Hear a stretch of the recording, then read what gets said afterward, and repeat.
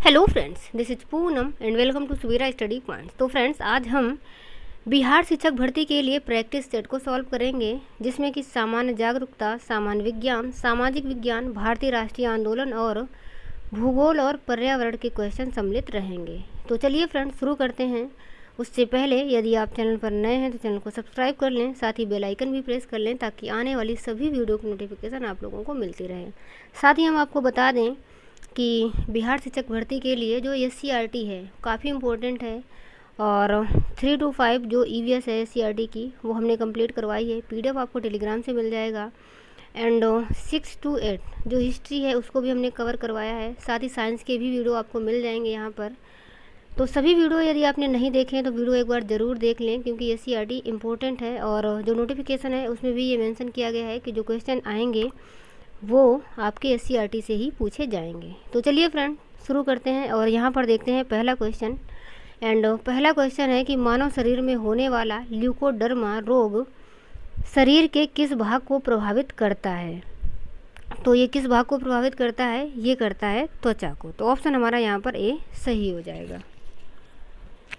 उसके बाद जो अगला क्वेश्चन है, किस क्षेत्र में सरकार की अधिकांश संपत्तियां हैं और सभी सेवाएं प्रदान करती हैं? तो इसके लिए जो हमारा ऑप्शन है वो सही हो जाएगा जनता, यानी कि इस क्षेत्र में सरकार की अधिकांश संपत्तियां हैं और सभी सेवाएं भी प्रदान करती हैं। तो ऑप्शन हमारा यहाँ पर भी ए सही हो जाएगा। और अगला क्वेश्चन है कि अनौपचारिक उधारदाताओं से ऋण जिसमें लेन देन व्यापारियों, नियोक्ता, रिश्तेदारों तथा दोस्तों आदि से ऋण शामिल है, क्या कहलाते हैं? तो ये कहलाते हैं अनौपचारिक ऋण क्षेत्र। तो ऑप्शन ए सही हो जाएगा। एंड अगला क्वेश्चन है, गैरकानूनी रूप से किसी सरकार को उखाड़ फेंकना, ये क्या कहलाता है? तो ये कहलाता है तख्ता पलट, यानी कि ऑप्शन हमारा यहाँ पर सी सही हो जाएगा। उसके बाद हम देख लेते हैं अगला क्वेश्चन। और अगला क्वेश्चन है कि निम्नलिखित में से कौन हमारे देश में सबसे महत्वपूर्ण राजनीतिक संस्था है? तो जो सबसे महत्वपूर्ण राजनीतिक संस्था है वो है राज्यपाल। आपको याद रखना है, कंफ्यूज नहीं होना है। जो सबसे महत्वपूर्ण राजनीतिक संस्था है वो है राज्य के राज्यपाल। आगे हम देख लेते हैं अगला क्वेश्चन। चंद्रगुप्त मौर्य का पुत्र कौन था? तो चंद्रगुप्त मौर्य का पुत्र था बिंदुसार। और निर्जलीकरण क्या है?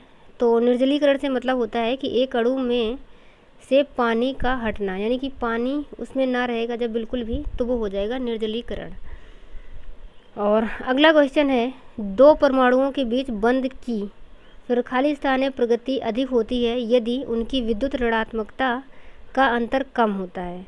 तो यहाँ पर दो परमाणुओं के बीच बंध की जो प्रगति है, मतलब कौन सी प्रगति अधिक होती है? ध्रुवीय, धात्विक, आयनिक या फिर सहसंयोजक? तो यहाँ पर ऑप्शन हमारा सही हो जाएगा डी, यानी कि सहसंयोजक जो प्रगति है वो अधिक होती है दो परमाणुओं के बीच बंध में।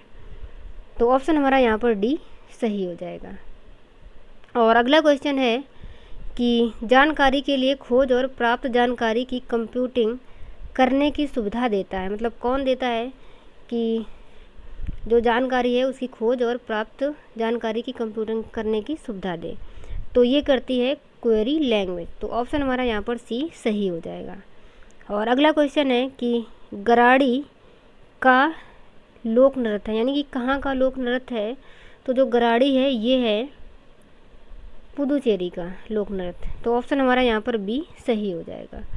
और अगला क्वेश्चन है कि स्क्वाड्रन लीडर भारतीय का एक पद है।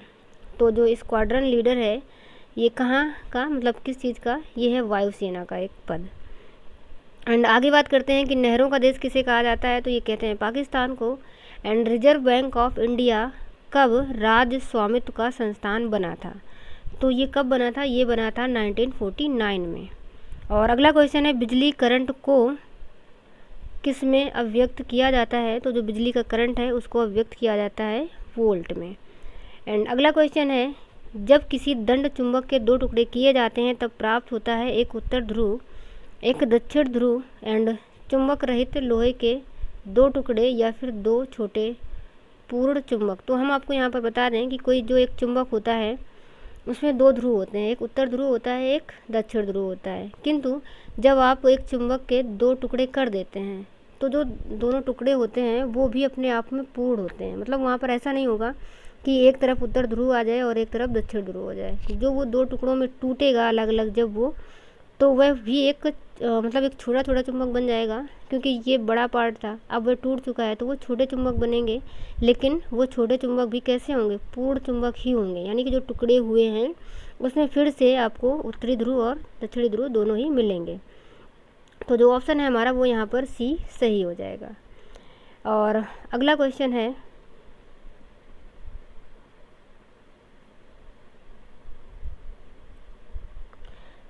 संहति और ऊर्जा के बीच किसने संबंध स्थापित किया था? तो ये किसने किया था? ये किया था आइंस्टीन ने। इन्होंने भी बताया था कि E बराबर mc²। और आगे हम बात कर लेते हैं, निम्नलिखित में से कौन सी गैस वायु में अनेक धातुओं से संयोग करती है? तो कौन सी गैस करती है? ये करती है ऑक्सीजन। तो जो ऑक्सीजन है ये मतलब वायु में अनेक धातुओं से संयोग करती है। आगे हम बात कर लेते हैं अगला क्वेश्चन। और अगला क्वेश्चन है कि बोरेक्स के निर्माण में प्रयुक्त होता है। तो बोरेक्स के निर्माण में किस चीज़ का प्रयोग किया जाता है? धावन सोडा का, यानी कि सोडियम कार्बोनेट का, NO2CO3। ये आपको याद रखना है। आगे हम बात कर लेते हैं, साधारण कांच ठोस मिश्रण है। तो जो साधारण कांच है वो किसका ठोस मिश्रण होती है? तो साधारण कांच होती है सिलिका, सोडियम सिलिकेट और कैल्शियम सिलिकेट का ठोस मिश्रण होती है। आगे हम बात कर लेते हैं तरल लिक्विड, यानी कि जो तरल है, तरल कागज़ क्या है?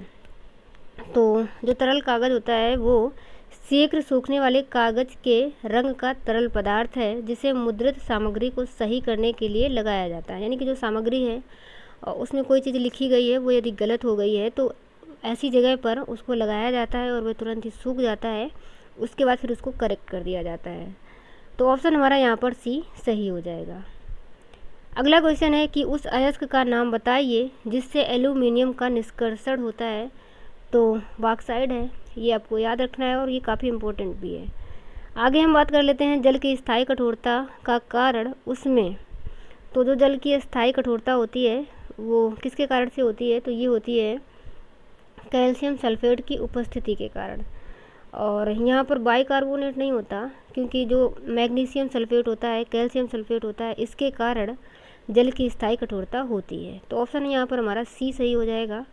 एंड अगला क्वेश्चन है, निम्नलिखित में से कौन सी बीमारी से टीकाकरण द्वारा नहीं बचा जा सकता? यानी कि इनमें से कौन सी ऐसी बीमारी है जिसका इलाज टीकाकरण के द्वारा नहीं होता?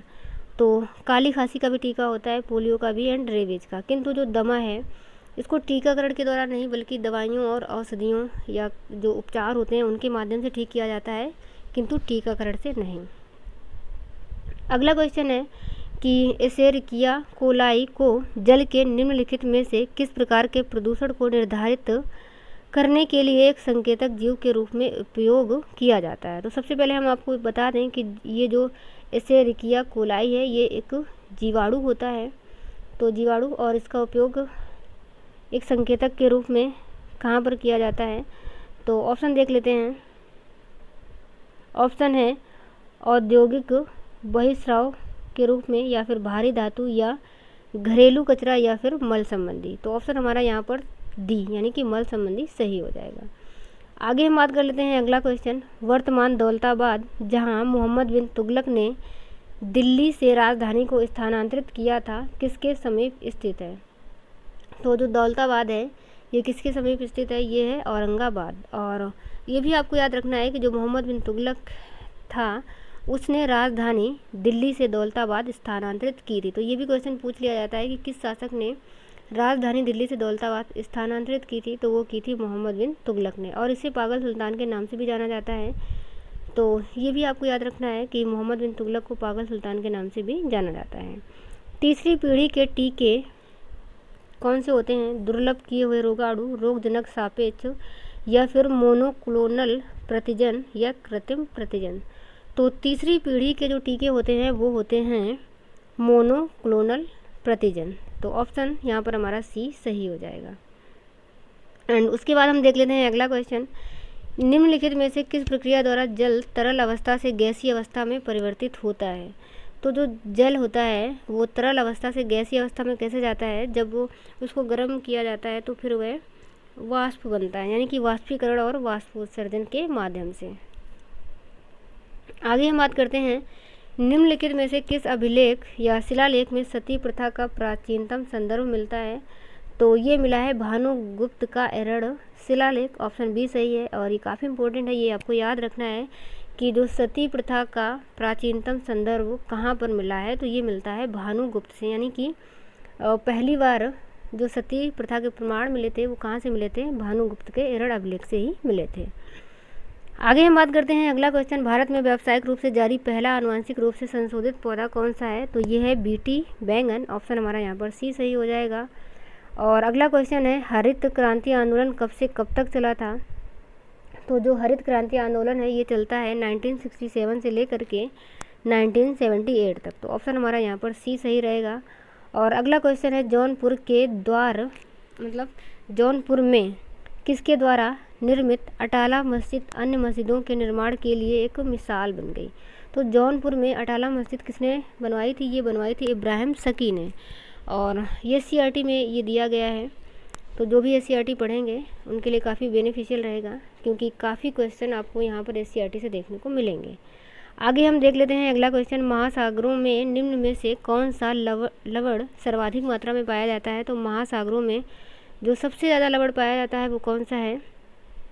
तो वो होता है सोडियम क्लोराइड, यानी कि ऑप्शन हमारा यहाँ पर डी सही हो जाएगा।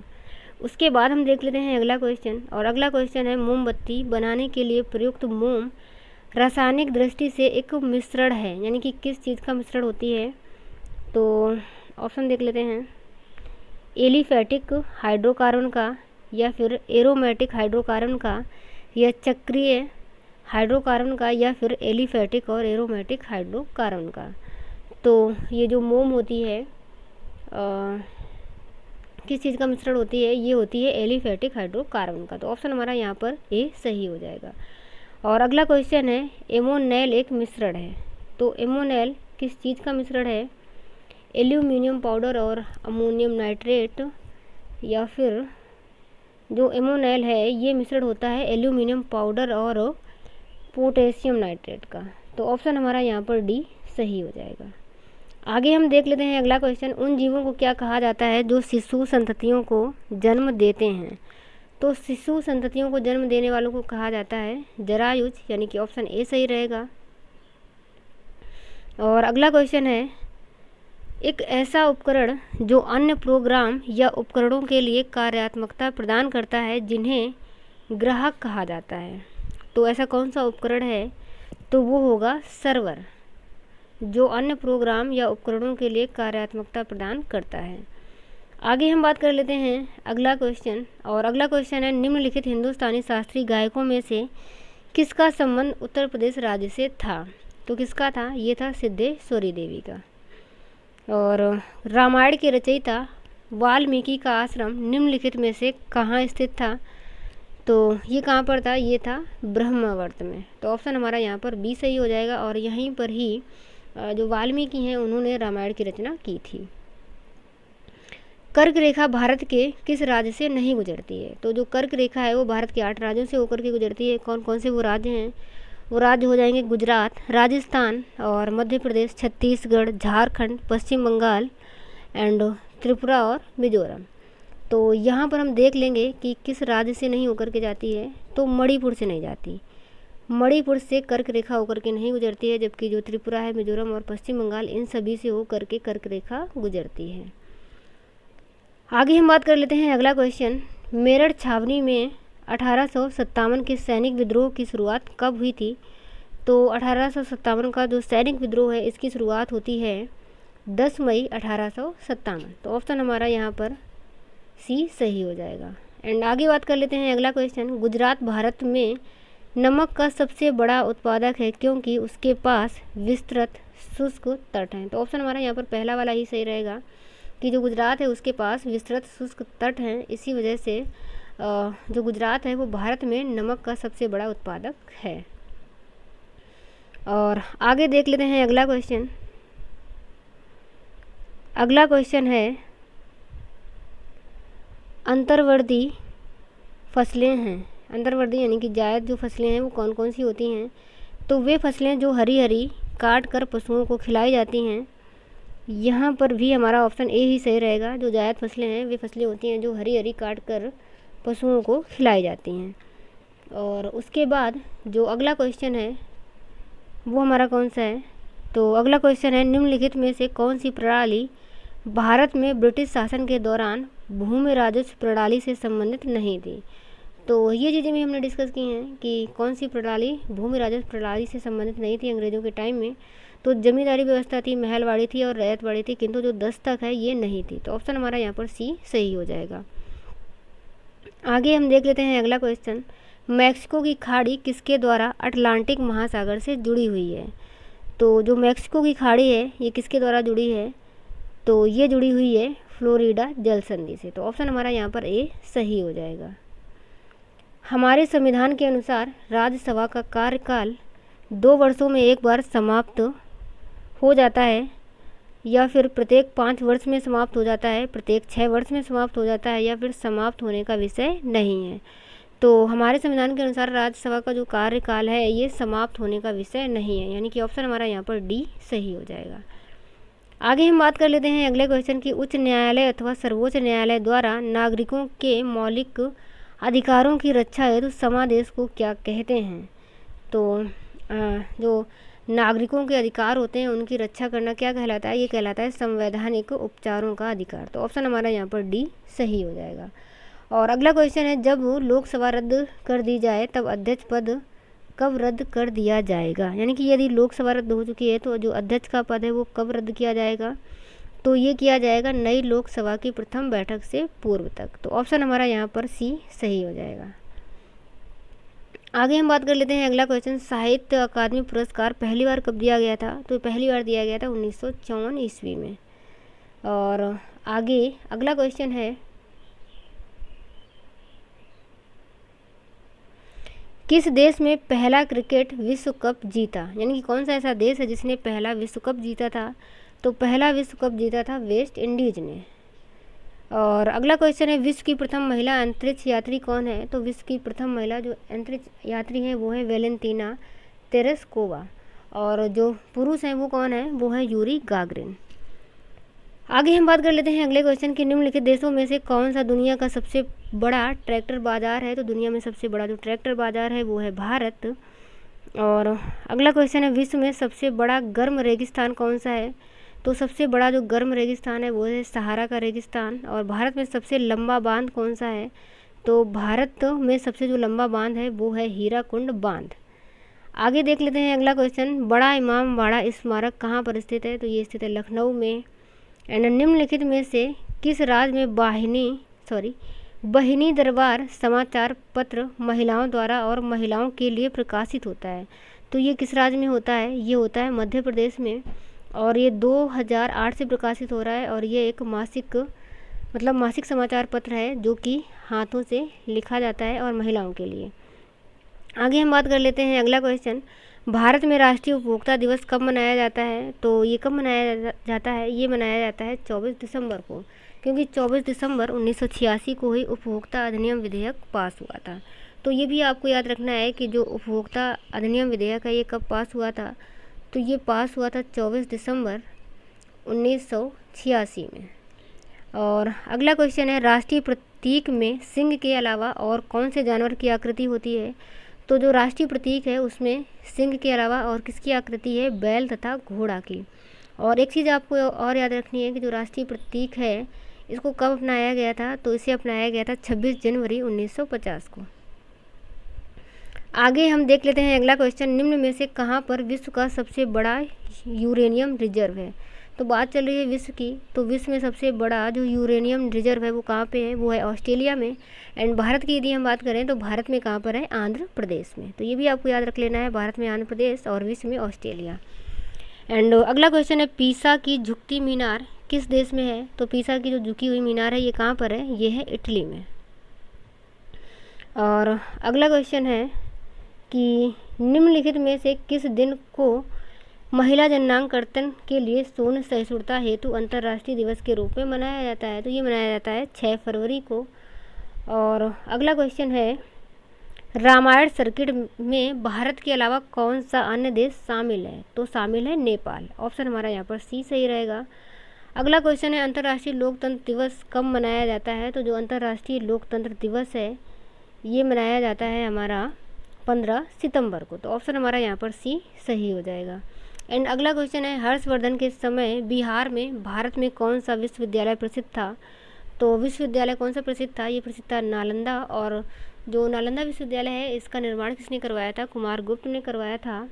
और एक चीज़ और आपको याद रखनी है कि हर्षवर्धन के समय ही ह्वेनसांग, जो कि एक चीनी यात्री था, वो भारत आया था और इसने नालंदा विश्वविद्यालय है वहाँ पर अध्ययन भी किया था।